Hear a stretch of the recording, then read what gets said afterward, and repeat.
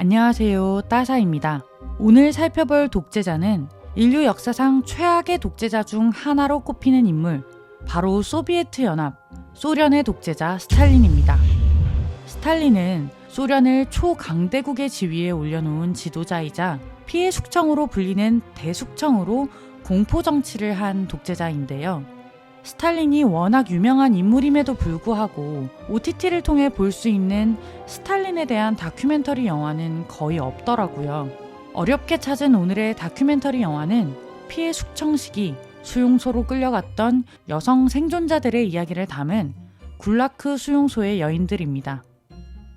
영화 소개에 앞서 스탈린에 대해 살펴보자면 플레임은 이오시프 비사리오노비치 스탈린인데요. 1922년부터 1952년까지 30년 동안 소비에트 연방의 제2대 최고 지도자를 지냈고, 그중 1946년부터 그가 세상을 떠난 1953년까지 소련 장관회의 주석에 재임했습니다. 여기서 참고로 소비에트 연방 제1대 최고 지도자는 소련 공산당 창립자이자 소련의 국부로 평가받는 블라디미르 레닌입니다. 스탈린은 이 레닌 휘하에서 러시아 혁명에 참여하여 러시아 제국을 무너뜨리고 소비에트 연방을 건국하는 데 일조한 볼셰비키 출신 정치인입니다. 볼셰비키는 러시아어로 다수파를 뜻하는 단어로 러시아 사회민주노동당이 두 파로 분열할 때 레닌이 이끈 좌익의 다수파를 일컫는 말입니다. 이 반대인 소수파는 맨셰비키라고 불렀어요. 스탈린으로 돌아와서 그는 레닌이 죽은 후 리더의 자리에 올라 30년이 넘게 소련을 통치한 인물인데요. 그는 이전에 낙후되어 있던 농업사회 기반의 소련을 공업국가로 전환시키고 제2차 세계대전 중 나치 독일과의 전쟁을 승리로 이끌면서 소련을 미국과 함께 세계를 좌지우지하는 초강대국으로 만든 인물로 평가받고 있습니다. 그럼에도 인류 역사상 최악의 독재자 했을 때 스탈린이 늘 손에 꼽히는 이유는 스탈린이 자행한 끔찍한 공포 정치와 학살 때문인데요. 정적들을 모두 몰살해버린 대숙청, 오늘 영화에 나오는 굴라크 수용소, 소련 서부 포로 수용소에 폴란드 제2공화국 엘리트들을 2만 명 넘게 학살한 카친 학살, 약 300만 명이 희생되었다고 알려진 우크라이나 대기근 등이 있습니다. 오늘 살펴볼 영화 굴라크 수용소의 여인들과도 연결되는 대숙청과 굴라크에 대해 좀 더 자세히 알아볼게요. 우선 대숙청은 스탈린 집권기인 1937년부터 1938년에 소련의 정치, 경제뿐 아니라 문화예술, 과학기술 등 전 분야에서 스탈린 체제에 조금이라도 비판적이거나 비판적으로 보이는 사람들을 모조리 숙청한 사건입니다. 숙청 대상에게 스파이 혐의 등으로 사형을 판결하는 방식으로 숙청이 이루어졌다고 하는데요. 현재까지 발견된 자료와 기록에 의하면 이 시기에 사형이 집행된 인원은 68만 1692명이며 굴라크 수용소로 보내져 질병, 고문 등으로 사망한 인원은 13만 6520명이라고 합니다. 학계에서는 일반적으로 사망자의 숫자를 95만 명에서 120만 명 사이로 추산하고 있는데요. 그 수가 지나치게 많아서 이 대숙청은 인류 역사상 최악의 사법살인 사례로 꼽힌다고 합니다. 이 대숙청으로 스탈린과 함께 러시아 혁명을 이끌었던 고참 볼셰비키들도 대부분 처형되거나 체포되기 전에 자살했다고 하는데요. 당시 스탈린은 1937년 11월 연설에서 이렇게 말했다고 합니다. 우리는 그런 적들을 모조리 없애버릴 겁니다. 설사 그들이 옛 볼셰비키라도 우리는 그들의 일족, 그들의 가족까지 없애버릴 것입니다.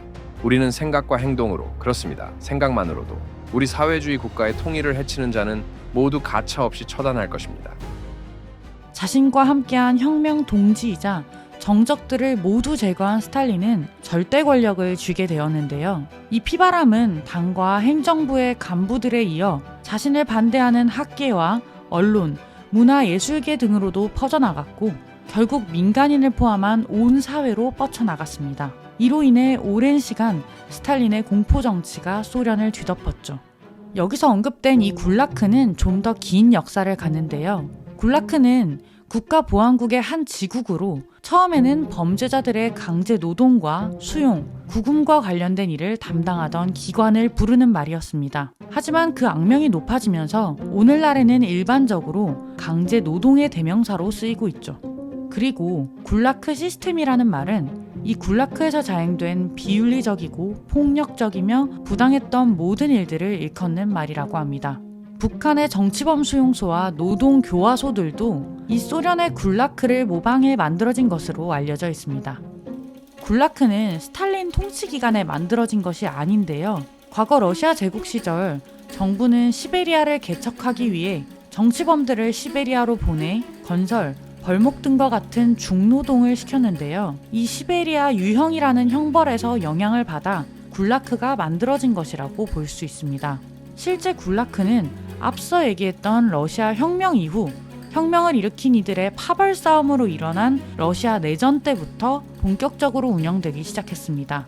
그리고 이 굴라크를 활용한 조직적이고 정교한 탄압이 시작된 것은 스탈린 정권 시기입니다. 당시 굴라크가 체계적이고 삼엄하게 관리되기 시작하면서 시베리아로 보내진 사람들은 절대 도망갈 수 없었고, 거기에 스탈린 대숙청 시기에 수감자 수가 기하급수적으로 늘어나면서 수감자들에 대한 처우도 굉장히 나빠졌다고 합니다. 그러면서 지금 우리가 시베리아 수용소 하면 떠오르는 그 악명 높은 이미지가 만들어진 것이죠.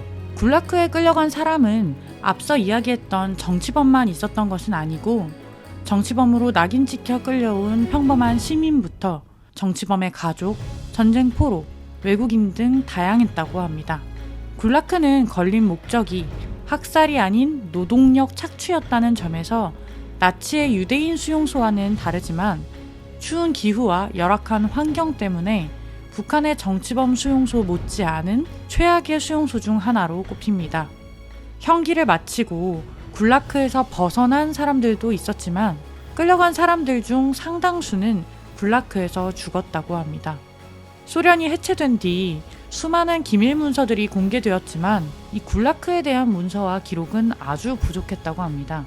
그래서 굴라크에 대해 인식할 때 중요한 점은 현재 굴라크와 관련해서 존재하는 대부분의 정보가 당시 수감자의 회고라는 점입니다. 오늘 소개해드릴 영화 굴라크 수용소의 여인들도 이 굴라크에 끌려가 고통받았던 여성들의 회고를 담고 있습니다. 다양한 이유로 굴라크에 끌려갔다가 살아남은 이제는 90세 안팎의 나이가 된 생존자 할머니들의 이야기를 통해 스탈린 시대의 아픔과 잊혀져가는 비극에 대해 생각해보게 만듭니다. 영화는 20세기 위대한 시인 중 한 명으로 평가받는 소련의 시인 안나 아흐마토바의 말로 시작합니다.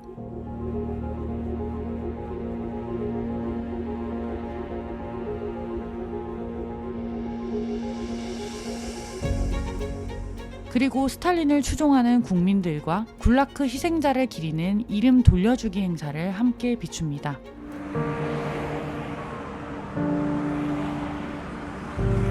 이후 1930년대 스탈린의 억압 아래 굴라크 수용소로 끌려가 생활했던 6명의 여성들이 나옵니다.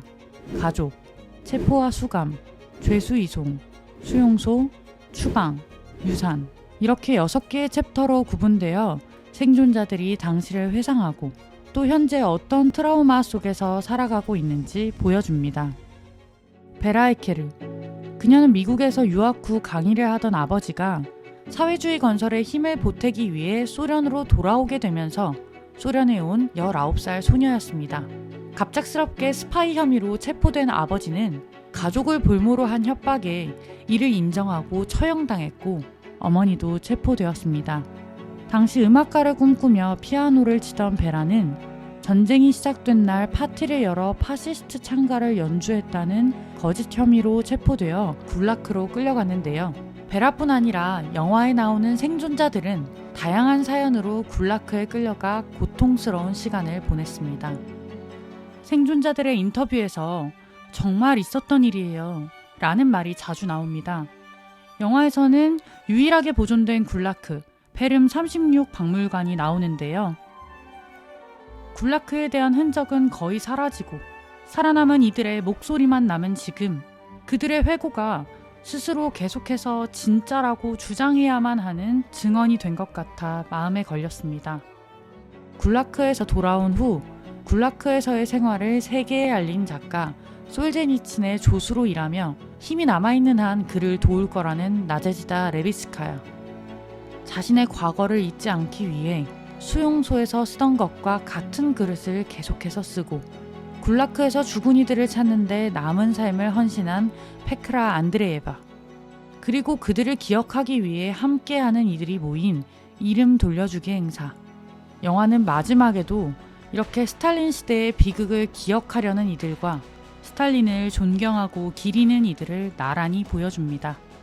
그리고 이 자막과 함께 끝이 나죠.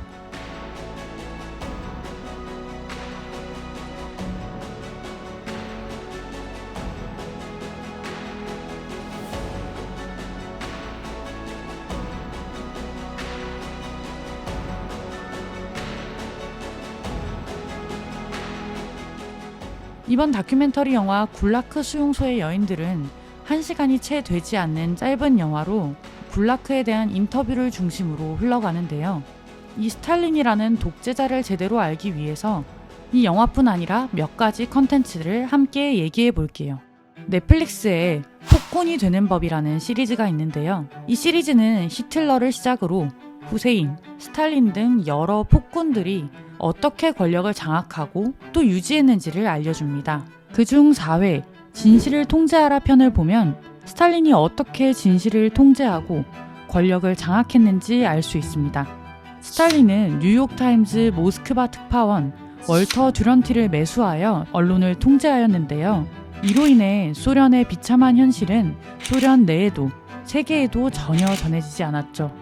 놀랍게도 이 듀런티는 1932년 러시아의 5개년 계획 심층 분석 시리즈로 필리처상을 수상하기까지 했는데요.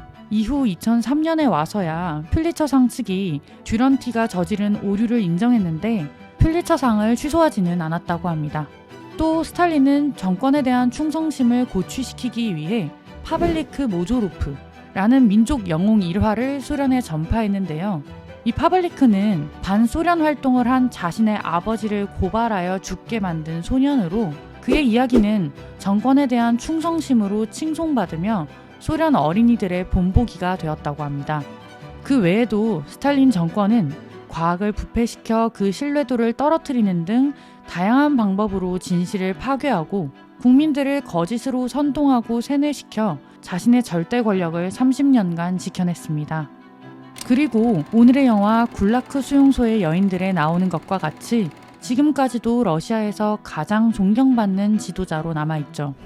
Говорят, что он был жестокий, справедливый был, но и жестокий. Какую страну мы построили, какую войну победили. Да мало плакать хочется. 정보가 차단되고 편향되었을 때 사회가 얼마나 왜곡될 수 있는지 알 수 있는 부분입니다. 그러니 언론과 정보를 통제하려는 행위는 그 사회가 현실을 제대로 바라보지 못하게 만들고 또 후에 역사를 제대로 알지 못하게 만든다는 점에서 아주 무서운 행위인 거죠. 지금 당장 그렇게 와닿지 않아 보이는 움직임도 시간이 지나면 엄청난 변화를 만들 수 있는 위험한 행위일 수 있습니다.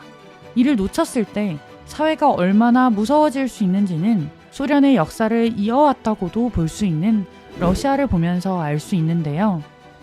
러시아는 지금도 세계에서 언론의 자유, 표현의 자유가 보장되지 않는 국가라는 인식이 강합니다. 정부를 비판하거나 반정부적인 이야기를 하는 언론인이나 지식인들이 갑자기 죽음을 맞거나 망명을 하는 경우들을 매체를 통해 접하게 되기도 하는데요.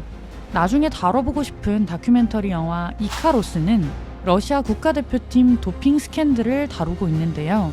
이 영화에서 러시아 세계 도핑 방지 기구 인증 분석 기관인 모스크바 연구소장 그리고리 로드첸코프가 이 도핑 스캔들 폭로를 도운 후 생명의 위협을 느끼고 미국으로 망명합니다. 또 그 과정에서 자신의 동료가 갑자기 죽음을 맞이하는 장면이 나오기도 합니다. 또 현재 러시아에서는 우크라이나 침공을 비판한 교사들이 고발되어 벌금을 내거나 해고되는 사건도 일어나고 있죠. 지금의 러시아도 무섭다는 인식이 강하지만 우리가 지금 살펴보고 있는 스탈린 집권 시기는 이러한 분위기가 더 심각했습니다. 그러한 당시 상황을 볼 수 있는 극영화가 있는데요. 이 삼엄한 언론 통제를 뚫고 스탈린 정권의 비밀을 폭로한 언론인을 다루는 영화 미스터 존스입니다. 앞서 스탈린이 최악의 독재자로 불리는 이유 중 하나로 소개했던 우크라이나 대기근, 1932년에서 1933년 발생하여 약 300만 명이 사망한 것으로 추정하고 있으며 정치적으로 계획된 대량 살인이라는 주장이 끊임없이 제기되고 있는 사건입니다.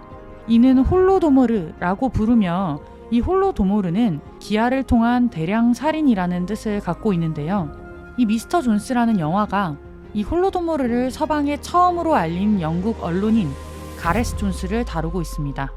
우크라이나 대기근은 당시 스탈린 정권의 언론 통제로 소련 내에서도 세계적으로도 전혀 알려지지 않았었는데요. 우크라이나에서 취재를 하면서 이 끔찍한 현실을 알게 된 가레스 존스가 영국으로 돌아와 소련의 갖은 협박에도 불구하고 1933년 3월 31일 기사를 발표하면서 이 사건이 세상에 알려지게 됩니다. 하지만 앞서 언급했던 듀런티를 비롯한 친소련 언론지의 반박과 공격을 받으며 존스가 밝힌 진실은 당시 묻히고 말았다고 하는데요. 이후 1935년 가레스 존스는 내몽골 취재를 갔다가 의문의 죽음을 맞았다고 합니다. 이 영화를 보시면 소련이 어떻게 언론을 통제하였는지 그 당시의 분위기가 얼마나 삼엄했는지 알 수 있습니다. 하지만 그 엄청난 통제에도 우리는 스탈린의 대숙청, 굴라크를 알고 있죠. 이는 많은 지식인, 언론인, 예술가들이 계속해서 이를 알려왔기 때문인데요. 오늘의 영화 굴라크 수용소의 여인들에서 생존자 중 한 명이 평생을 돕겠다며 언급한 러시아 작가 솔제니친의 글도 스탈린 시대의 어두운 면을 알린 것으로 아주 유명합니다. 알렉산드르 이사예비치 솔제니친. 그는 러시아를 대표하는 대문호 중 한 명으로 스탈린 정권 시기 굴라크 수용소에서 8년을 보냈는데요. 그는 이후 수용소 생활을 묘사한 작품을 여러 편 발표했습니다. 이 중 이반 데니소비치 수용소의 하루는 1970년 노벨 문학상을 수상하기까지 한 작품입니다.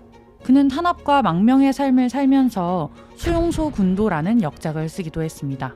이반 데니소비치 수용소의 하루는 굴라크 수용소에서의 삶을 끔찍하게 묘사하기보다는 추위와 배고픔에도 주인공이 이 삶을 받아들이고 나름의 인간성을 지키며 그저 일상을 살아가는 것으로 표현하고 있어 더 잔상이 남았는데요.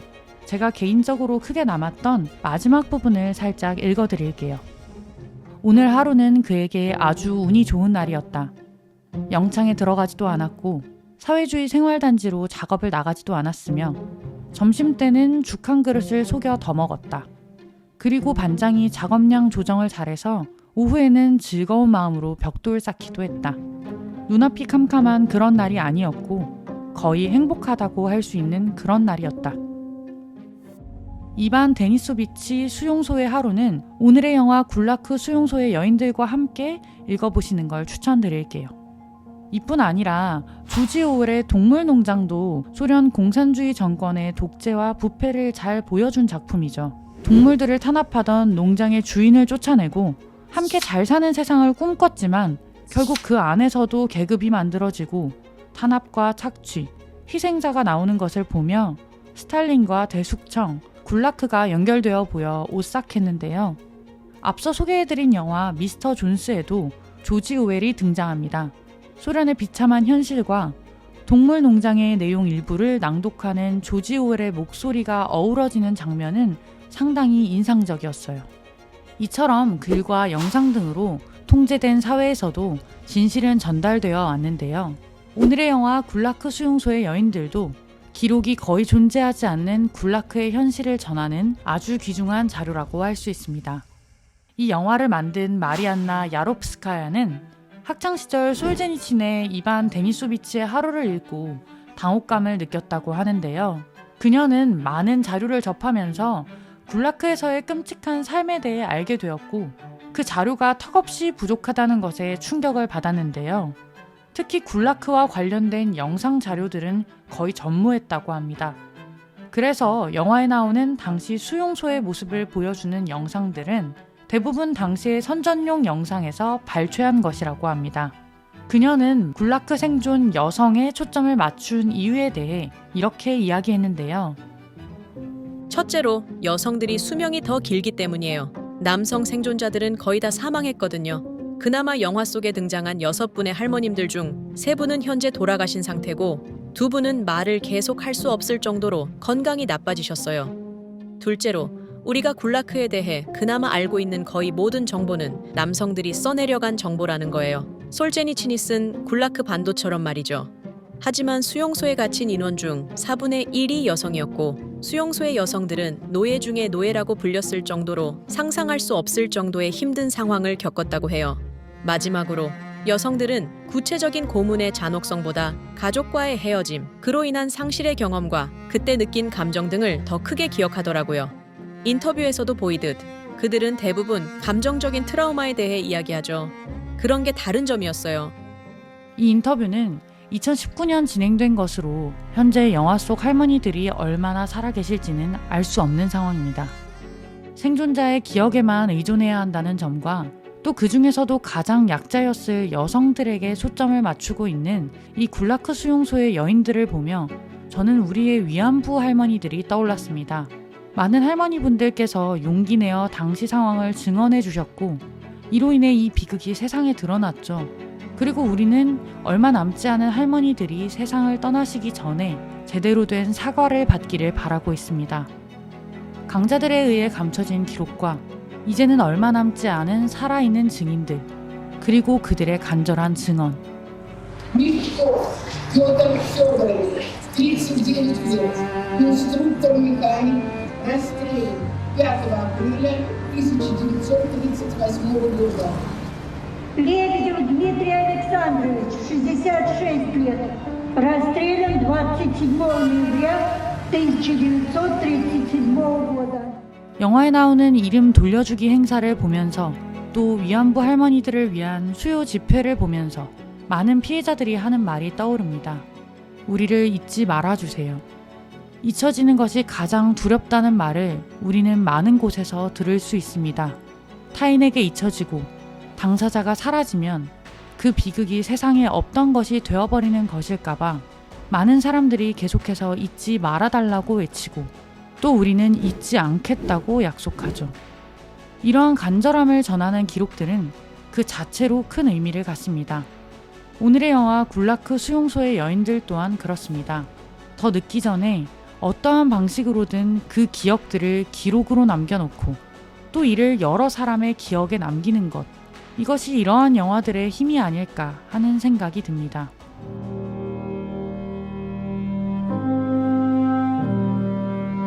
Не думаю, что я когда-нибудь вернусь и так долго буду жить. Я, наверное, стала живая, чтобы правду вынести.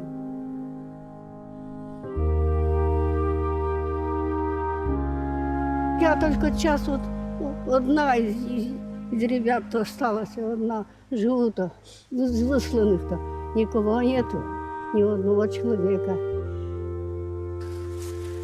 Я плохая ошибка теперь. Ну, простите меня все, простите.